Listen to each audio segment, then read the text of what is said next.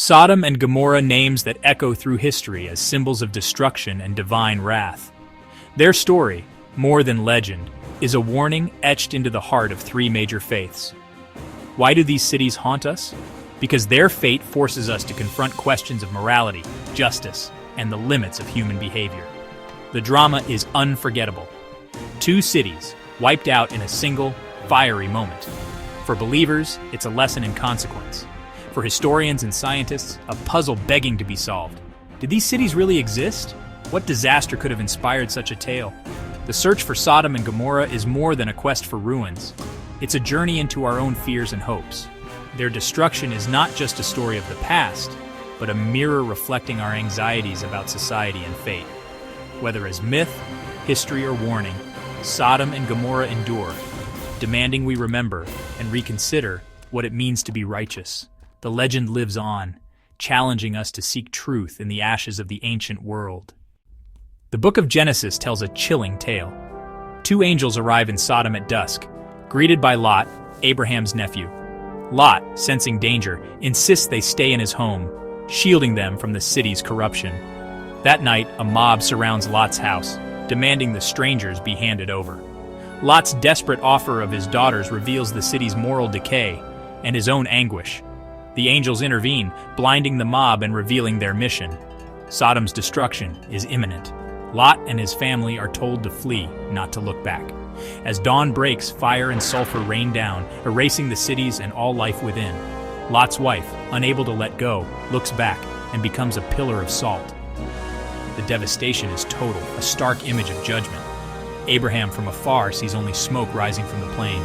Sodom and Gomorrah are gone, leaving a warning that echoes through time. For centuries, Sodom and Gomorrah were seen as legend or moral parable. But modern science asks, could these cities have been real? Archaeologists have scoured the Dead Sea region, searching for evidence of a cataclysm. The area's geology, fault lines, sulfur, and bitumen, suggests a natural disaster could have inspired the biblical account. Sites like Bab Edra and Numeira show signs of fiery destruction, fueling debate. More recently, Tal el-Hammam in Jordan has emerged as a candidate with evidence of a sudden high-temperature event. Some propose a cosmic airburst, an explosion in the sky, matching the story's fiery end. The quest continues, blending faith, science, and mystery. Each discovery brings us closer to understanding the truth behind the legend. Sodom's fate remains a riddle, one that still captivates the world. The story's turning point begins with Abraham, who learns of Sodom's impending doom. Abraham pleads with God, asking, "Will you destroy the righteous with the wicked?" In a bold negotiation, he bargains God down from 50 to just 10 righteous souls needed to spare the city. God agrees. If 10 good people are found, Sodom will be saved. This exchange reveals a God of justice and mercy, not blind destruction. Abraham's plea is for fairness, not just for his family, but for all. The fate of Sodom now hangs on a handful of lives. The stage is set. Will goodness be found, or will judgment fall? Abraham watches, hope and dread mingling, as the story moves toward its climax. The lesson is clear. Even in a corrupt world, a few righteous can make all the difference. But sometimes, even that is not enough. As night falls, two angels arrive at Sodom's gate, where Lot waits. Lot, aware of the city's dangers, insists they take shelter in his home. His hospitality is more than custom. It's an act of courage in a hostile place. The angels test Lot's sincerity, but he persists, offering them safety. Inside, Lot prepares a meal, creating a brief haven of peace.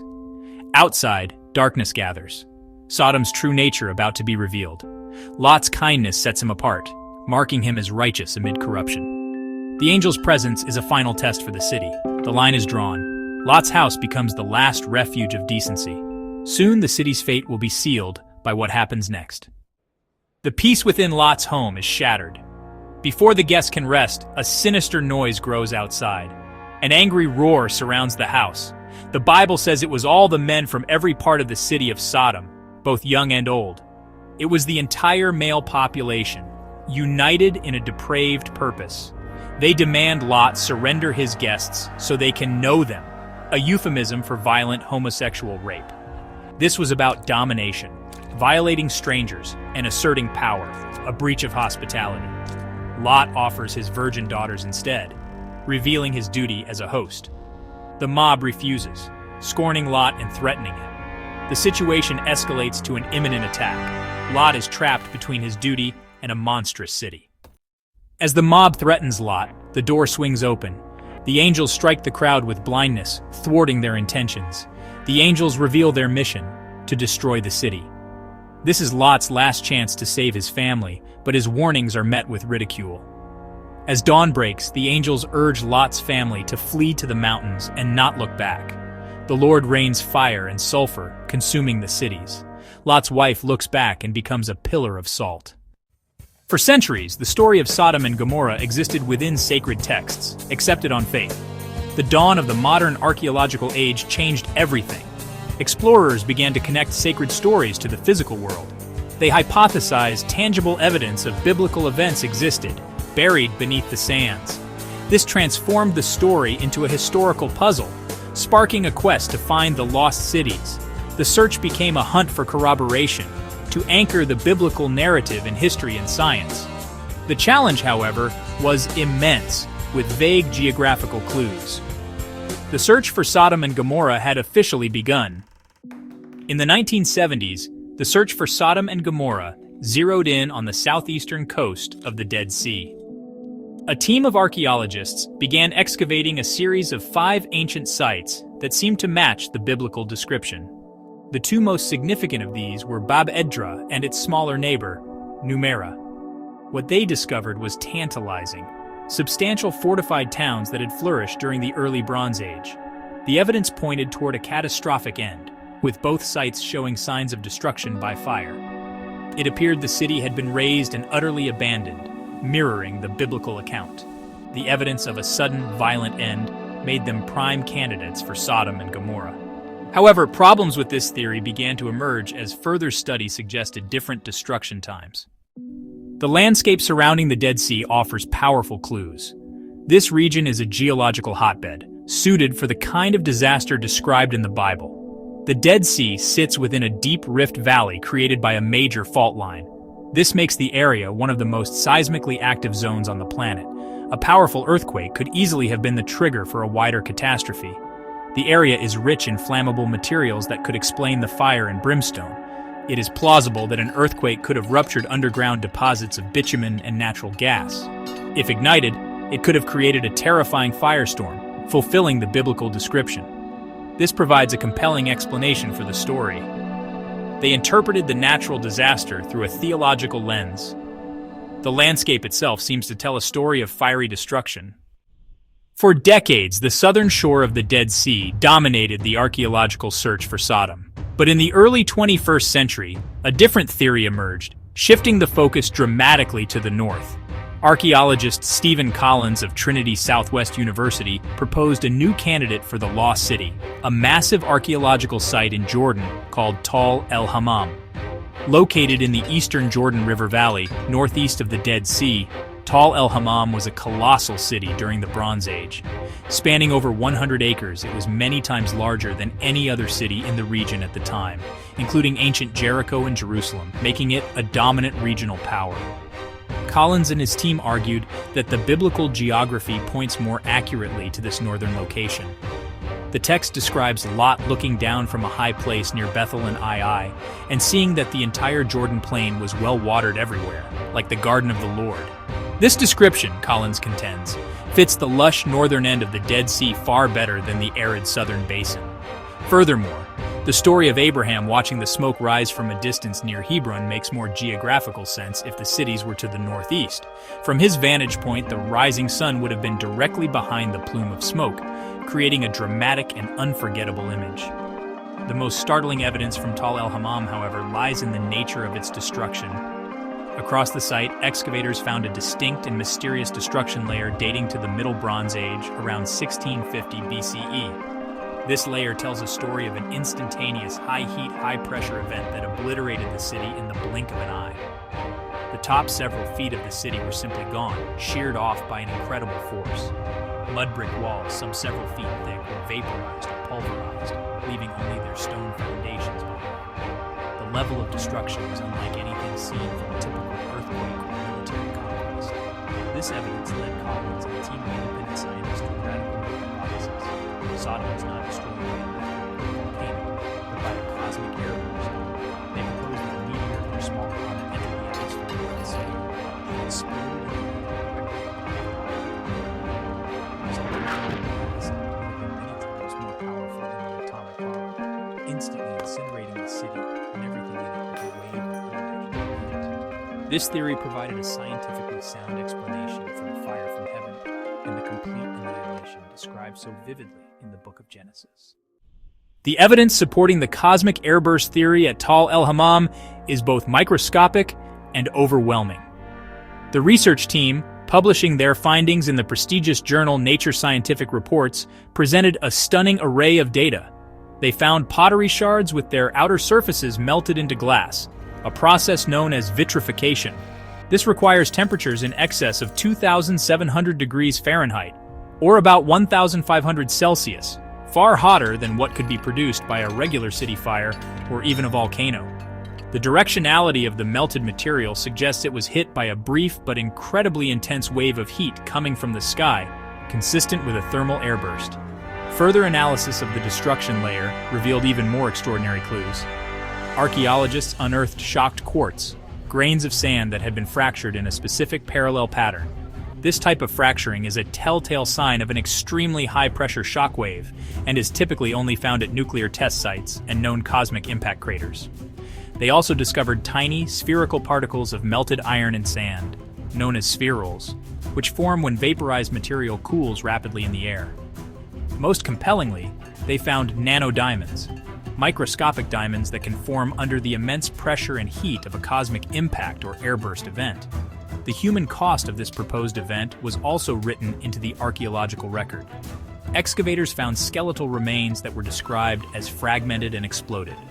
The bones were jumbled and shattered in a way that suggested a powerful high-pressure blast wave had torn bodies apart, rather than the more orderly burials or battle deaths found at other sites. This catastrophic event not only destroyed the city of Tal el-Hammam, but also seems to have rendered the entire lower Jordan Valley sterile for centuries. The soil was contaminated with an unusually high concentration of salt, which would have made agriculture impossible, explaining why the region was abandoned for up to 600 years after the cataclysm. This theory presents a powerful and scientifically detailed case for a real-world event that perfectly matches the biblical narrative of Sodom's destruction. The explosion in the sky, the rain of fire, the total annihilation of the inhabitants, the overturning of the city, and even the salting of the earth all align with the evidence of a cosmic airburst. While the identification of Tal el-Hammam as the historical Sodom is not universally accepted, the evidence for a massive city-destroying airburst in this exact region during the Bronze Age is compelling. It suggests that the story of Sodom and Gomorrah is not just an allegory, but the memory of a real, terrifying, and world-altering catastrophe. The cosmic airburst hypothesis suggests the destruction of Sodom and Gomorrah was a literal astronomical event. Scientists at Tal el-Hammam in Jordan suggest a meteor entered Earth's atmosphere over the Jordan Valley. The object would have exploded in the air, unleashing a blast wave of power and heat. Researchers discovered a destruction layer dated to around 1650 BCE, finding glazed pottery. They identified shocked quartz, formed under extreme pressure. This aligns with the biblical narrative. An airburst matches the description of fire and brimstone. The explosion may have dispersed the Dead Sea's salt over the land. This rendered the land barren for centuries. An older theory points to a more terrestrial culprit, a massive earthquake. The Dead Sea region is on a major fault line prone to intense seismic activity. A powerful quake could have easily destroyed the cities. The region is rich with flammable materials. Violent shaking could have ruptured gas deposits, igniting a massive firestorm. The fire and brimstone could be the literal burning of natural resources. Abraham would have seen a column of thick, black smoke. This theory presents a chain of natural events creating a catastrophe. This resonates with archaeological evidence. Evidence is consistent with destruction by earthquake and fire. A seismic period could have led to the region's abandonment. The earthquake hypothesis grounds the biblical story in powerful geological forces. Another tantalizing theory looks far beyond the shores of the Dead Sea for the source of the fire. Some scholars have proposed a connection between the destruction of Sodom and one of the most powerful volcanic eruptions in human history, the eruption of Thera. Thera, a volcanic island in the Aegean Sea now known as Santorini, exploded with cataclysmic force sometime in the second millennium BCE, likely between 1650 and 1500 BCE. This eruption was so massive that it collapsed the island, triggered enormous tsunamis, and ejected billions of tons of ash and pumice into the atmosphere, an event that had global consequences and is believed to have crippled the powerful Minoan civilization. The argument is that the fallout from this distant eruption could have been the inspiration for the story of Sodom. Volcanic eruptions are known to produce, well, truly spectacular and terrifying phenomena. They can shoot columns of ash and fire tens of miles into the sky, block out the sun for days, and produce rains of hot ash and pumice stones that could be interpreted as fire and brimstone. The eruption of Thera would have created dramatic atmospheric effects that could have been seen and experienced across the entire eastern Mediterranean, including the Levant. Ancient peoples, with no knowledge of volcanology, would have surely interpreted such a terrifying event as a direct act of divine anger. This theory is compelling because the timing of the Thera eruption aligns broadly with the archaeological evidence for urban collapse in the southern Levant during the Middle Bronze Age. It's possible that the biblical story is a composite memory, blending a local disaster like an earthquake with the dramatic, sky-darkening effects of the distant volcanic eruption. The tale would have combined the tangible destruction of cities on the plain with the awe-inspiring, seemingly supernatural phenomena occurring in the skies above. This would explain the emphasis on a punishment that came directly from the heavens, an event that seemed to affect the entire world.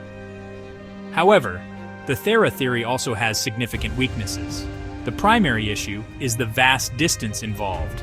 Santorini is over 600 miles away from the Dead Sea. While the atmospheric effects would have been noticeable, it is unlikely that the eruption could have caused the direct physical destruction of cities so far away.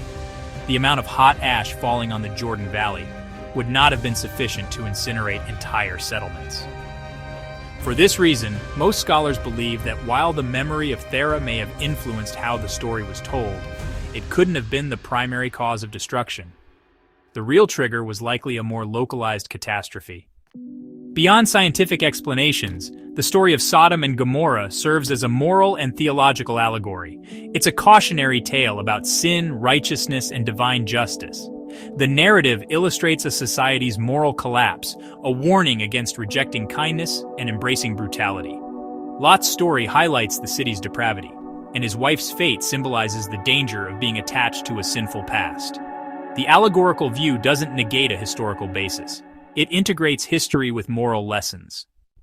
The debate over what truly happened to Sodom and Gomorrah often creates a perceived conflict between science and faith. On one side, scientists seek natural, verifiable explanations for the event. On the other, believers hold to a story of divine intervention. However, it is possible to see these two perspectives not as mutually exclusive, but as complementary ways of understanding a profound event. Science can explain the how, the physical mechanism of destruction, whether it was a meteor, an earthquake, or another natural force.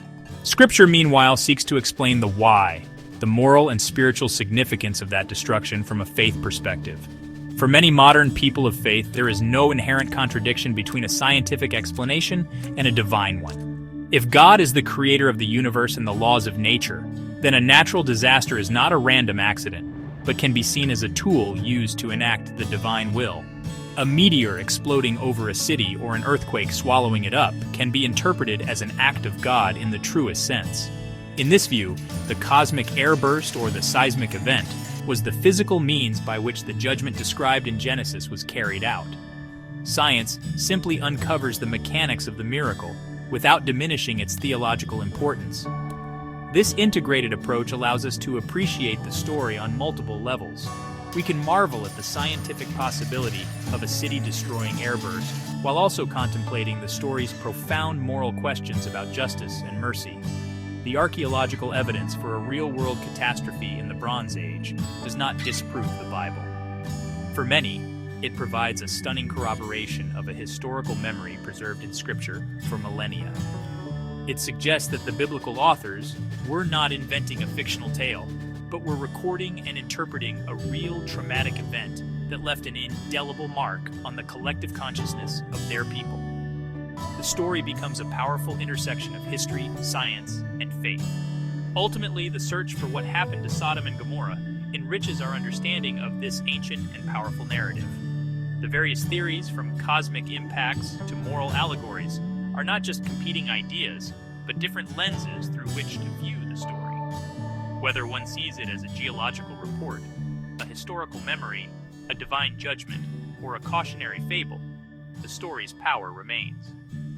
It forces us to confront the possibility that our actions have consequences, that civilizations can collapse, and that some events are so profound they echo through history, demanding to be explained by both science and the soul.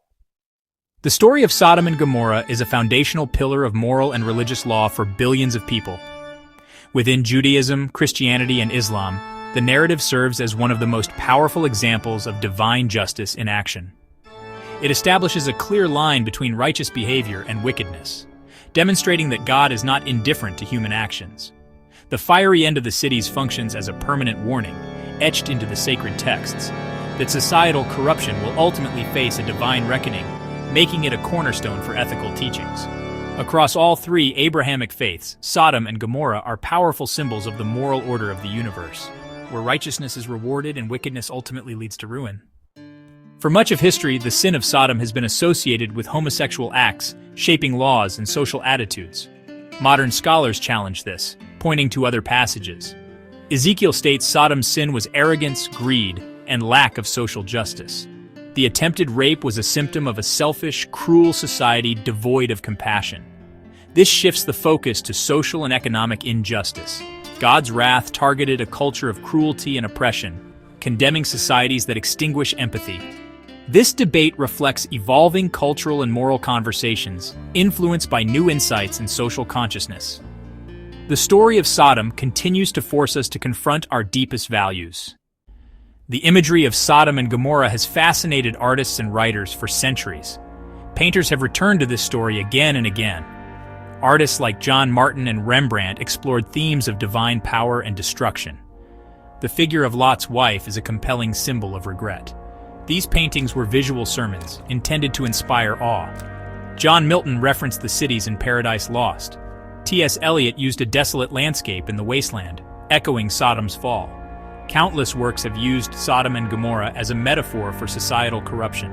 Even in contemporary film, the echoes of Sodom and Gomorrah can be found. This enduring presence demonstrates the story's incredible cultural power. It has become a universal myth about the line between civilization and chaos. The story of Sodom and Gomorrah has embedded itself into our global vocabulary as the ultimate metaphor for utter destruction and moral ruin. A city destroyed by war or natural disaster with a deserved and total annihilation, a point of no return from which there is no recovery, a lesson written in fire for all of history to see. This use of the story as a political and social warning has a long history. The destruction of Sodom can be seen as a warning about environmental or social collapse. Ultimately, the story of Sodom and Gomorrah endures, or another city destined for the flames.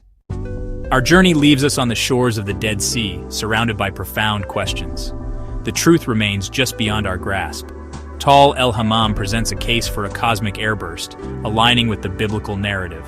The lost cities, it seems, keep some secrets. It forces us to weigh evidence and confront the limits of our knowledge. The search for Sodom is a quest to understand myth, memory, and history. The Dead Sea region is a place of stark, almost supernatural beauty. All contribute to an atmosphere of ancient power and devastation. The very ground seems to cry out with a memory of fire and upheaval. The unanswered questions ensure that we will keep looking, but never from our memory. So, what do we take away from this ancient story? Beyond debates, the tale of Sodom and Gomorrah endures because it speaks to the human condition. It is a story about choices and the fragility of civilization. Societies are built on moral principles, justice, and compassion. The fire is the conclusion, but the real story is the moral decay that came before it. It acts as a mirror, forcing us to examine our world. The questions Sodom poses are relevant today. It warns us against the arrogance of believing we are invincible. The legend is a lesson that has burned its way through millennia to reach us today. It is a historical puzzle, a scientific mystery, and a timeless moral fable. It is a story about our capacity for wickedness and righteousness. Which path will we choose?